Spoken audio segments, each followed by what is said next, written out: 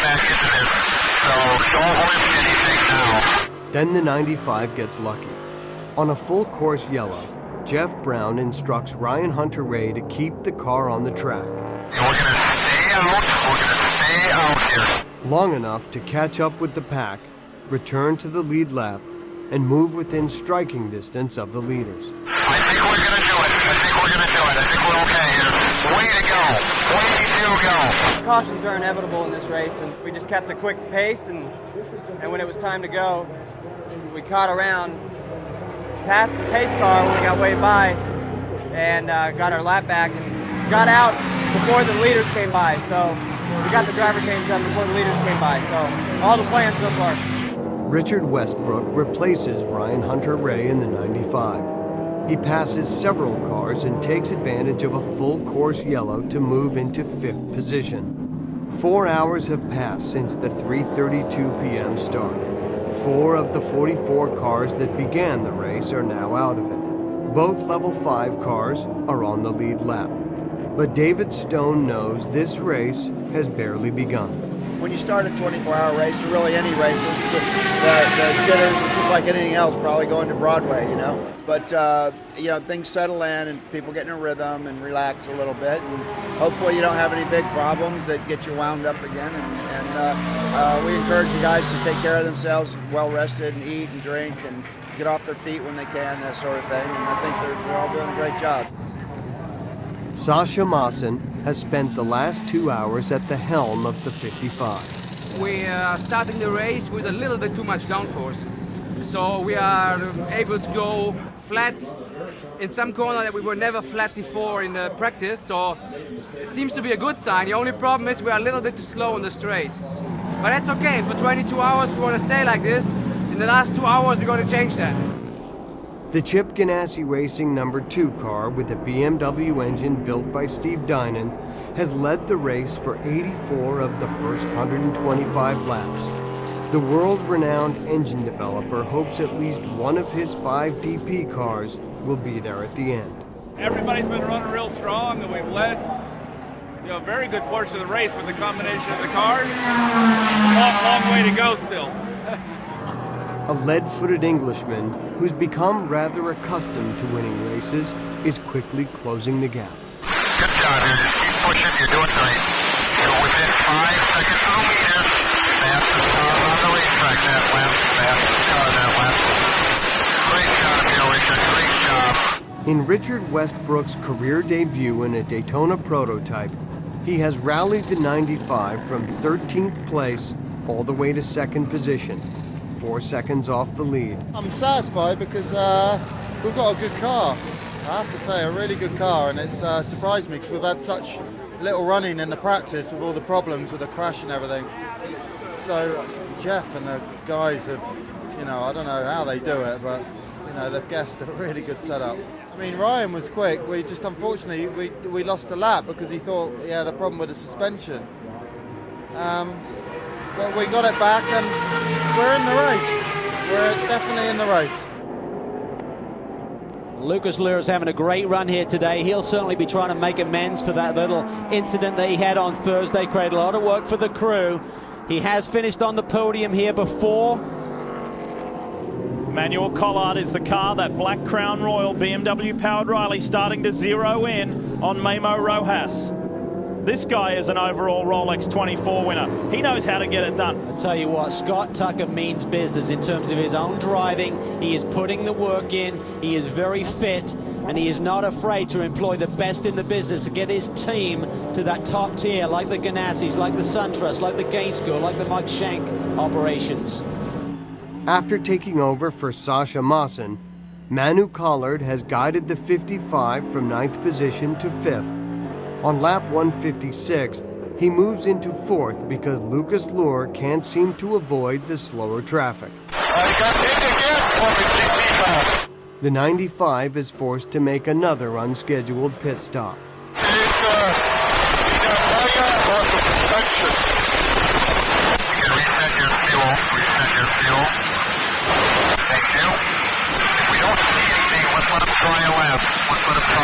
We'll just do a normal stop here, normal stop. Okay, those are stickers. Those are stickers. It may take a lap or two. Yeah, he had a severely bent right rear wheel. The wheel was bent. So we're okay here. As a result, the 95 drops from 3rd position to 8th, almost a full lap behind the leader. But once more, a yellow flag rescues the 95. Stay out. Stay out. Okay. You're going to get to go all the way around so you'll pass the pace car. The race leader is right behind you. Right behind you. When you see the pace car pull out, you'll get to go by it and get all the way out. His car is back in 3rd place, but Jeff Brown knows at some point the fortunate breaks will stop coming. When Manu Collard relinquishes the 55 to Sebastian Bourdais, the car is in 4th position. I'm happy because we are in the same lap than the leaders, so this is very important for us. But the car is a bit too, at the moment, it's a bit too difficult to drive. It's a bit too much unstable on the braking, and it's not so easy. Maybe with more grip on the racetrack, it would be better at the end, but for the moment, it's a bit tricky.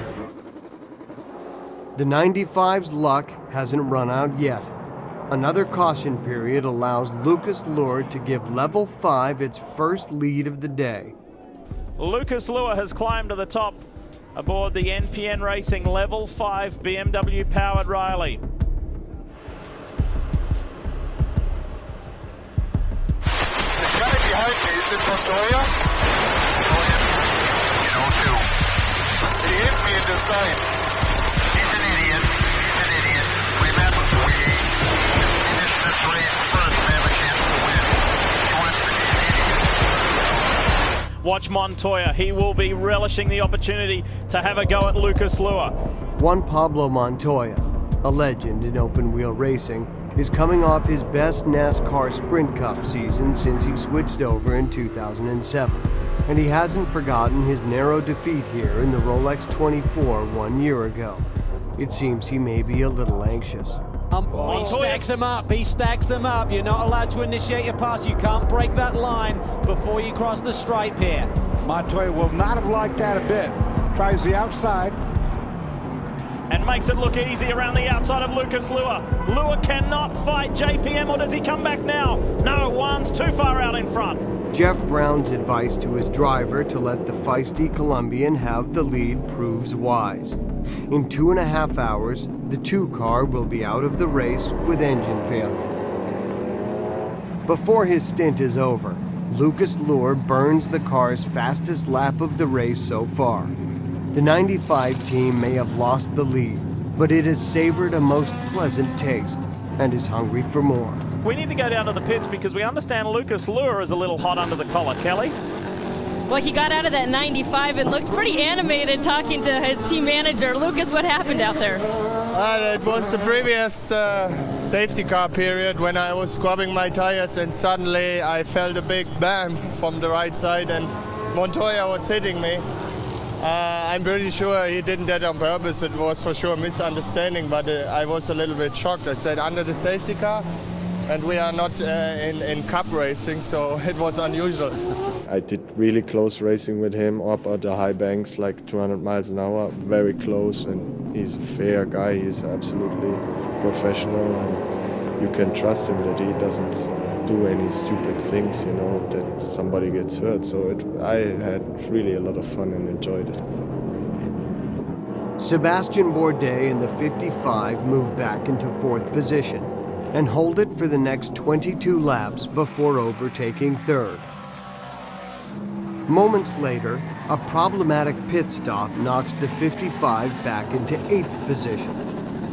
Meanwhile, Ryan Hunter-Reay and the 95 hold the lead for 5 laps before another caution brings it into the pits. The last time I was in the car, it was wet, so I didn't really get to drive in the full dry yet. So the car is nice because in a 24-hour race, you don't want it to do anything bad.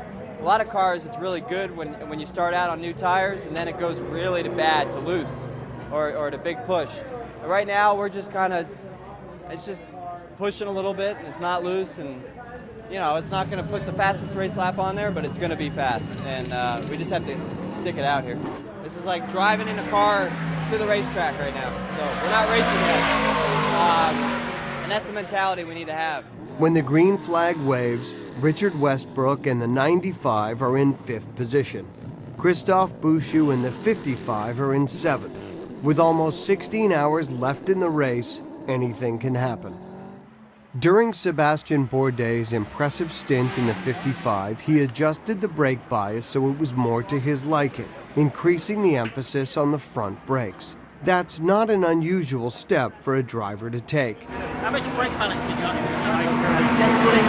But unless the change is recognized in the car's telemetry data, or the driver promptly mentions it to his engineer or teammate, the next driver could be in for a big surprise. On the brake balance, it looks too heavy on the front. Go rearward on the brake balance. If you need to, your choice, but it looks a bit heavy on telemetry.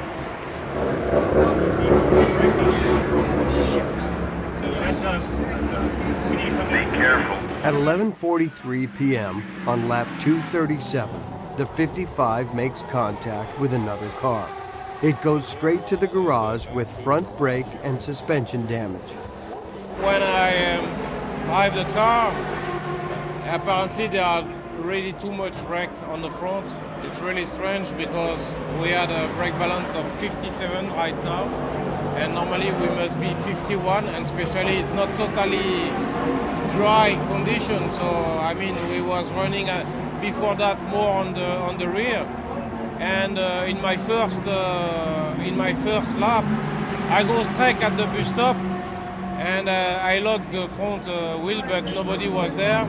His first real-time lap, he locked up at the chicane and went straight over the chicane, locked the front tyres. I immediately looked at the brake balance, and then where Sébastien had been running it was a bit more forward than Christophe is used to, so I went on the radio and said, go rearward on your brake balance, go rearward on your brake balance. And he did, but it wasn't enough, and he did the same thing the next lap. And unfortunately, there was another car there. Kind of took out the right front corner on this, the radiator, the front splitter, and a few other associated parts. I'm not exactly sure what all, until you get into it. Since the beginning of the race, we haven't had any straight line speed, so I've trimmed the car out as much as I dare to try and get some performance, and you can see that we got some performance back. It made the car fairly nasty to drive. And the guys are doing a good job that they had to play a lot inside with their tools inside the car with the anti-roll bars and the brake balance. And Christophe, having driven in the rain and then getting in on the dry on a car which had changed quite a lot, was just a difficult thing to do. There's many cases where teams have had adversity where they're in the garage and they go back and they spend an hour or sometimes more and come back to win that race. And the one thing that you never know in a long race like that is that you might be the person that's fallen through some problem, and you get back in it and you kind of think you're down, and then your competition has a similar problem. Meanwhile, back on the track, Richard Westbrook has taken the 95 to the front of the pack.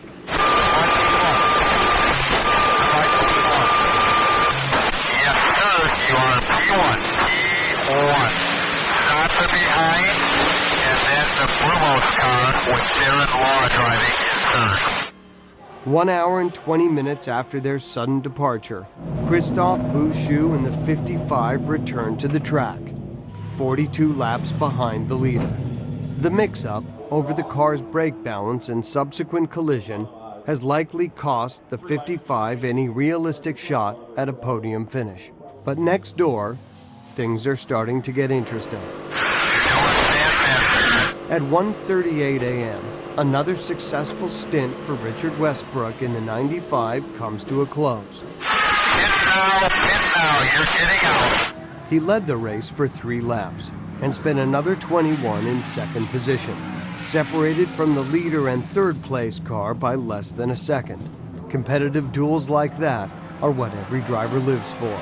Yeah, it was really good, and you can see where the other cars are quick and where we're quick, so it's given me the impression that we have an absolutely fantastic car. We just need some more power. There's not a lot we can do about that. But after doing everything he possibly can to keep his team in the thick of it, Richard Westbrook is helpless to prevent what happens next. Waiting on fuel, still waiting on fuel. Okay, shut the engine off, engine off. What was it? Just stop. You couldn't move it down. No, it stopped. No, they can't. We couldn't get the seatbelt loose or tight, and there's a marshal standing there and saying, "You're not gonna leave the pits, my friend, if your belt is not tight." There's a buckle, a metal buckle, and all that duct tape got stuck in, and it's like a zip tight, it's tight, and so they had to cut it out with a knife, and it was like, to be honest, pain in the ass. One of the guys had put some orange reflective tape on them. The concept and the idea is good, but it was the application that caused the problem. Seems like such a silly thing, but that just is one of those deals that you can see in a 24-hour race. Any little thing can cause you a huge problem. The pit stop drags on for 2 minutes and 56 seconds. We can push it if we need to. Ignition on. Go. The untimely debacle plunges the 95 into 7th position, a full lap behind the leader. Richard Westbrook's hard work, 10 hours of extraordinary effort by the entire team, and months of preparation have been sabotaged by a piece of tape. Painful, it really is. It's something so trivial as a bit of tape on a seatbelt. It's really, really tough to take at the moment, but we'll get the lap back. We've got a great crew here, really spot on the strategy, and hopefully they'll get us that lap back, because I feel like we deserve it. It's going absolutely according to plan. Apart from that completely trivial seatbelt disaster. The 55, meanwhile, is assessed a stop-and-go penalty for making contact with another car. A car that, unlike the 55, was in contention for the lead. The 75, owned by Krone Racing and driven at the time by Nick Janssen, would limp into the garage with front-end damage. After the incident, Jeff Brown discusses the situation with a member of the Krone Racing team as Nick Janssen looks on. Get hold of Bushu and kick him in the bollocks really, really hard. The only thing about that is you're going to have to wait in line because I'm going to kick him first. Well, no, I want you to give him a kick in for me while he's still warm when he gets out of the car. We're both he's getting up on it. Fucking idiot. Later in the race, Jeff Hazel, team manager for Krone Racing, would have this to say about the incident. Our cars run perfectly throughout the race. Unfortunately, a car 40 laps down hit us into the barriers, just enough to damage the front upright, and that took some time to repair. That's why the car's now quite a few laps down. 25 laps after the seatbelt catastrophe, the 95 has moved back into 4th position, still 1 lap off the pace. But Jeff Brown has taken a gamble, hoping the front brakes would hold out long enough to be changed under a yellow, or at least during a scheduled stop. I need to come in for the brake. I think the brake is so tight. You need to stop now. Yeah, I have no more braking. Pit now. Front brakes, tires, and front brakes. Tires, fuel, front brakes. The pit has become a necessity 7 laps earlier than planned, and does not go well. You can reset your fuel while you're sitting there. The brake change, that was a bit of a mistake. We know that we've got to change twice during this race. And what we also know is brake pad life wears a lot more, say, in the last 40% than it does in the first 60%. It wears at a faster rate. And we let it go too long, and the pads got too thin, and then they almost weld themselves into the rotors, and the guys had a real tough time getting those pads out. Of course they did, but it hurt us again dearly on that stop. So we'll make that brake pad change next time quite a bit earlier so we don't go so low. Okay, pump up the brakes, all the way out. Pump the brakes again, a couple times here. Good. All right, watch the exit there. After 4 minutes and 28 seconds in the pits, the 95 falls 4 laps behind the leader in 6th position.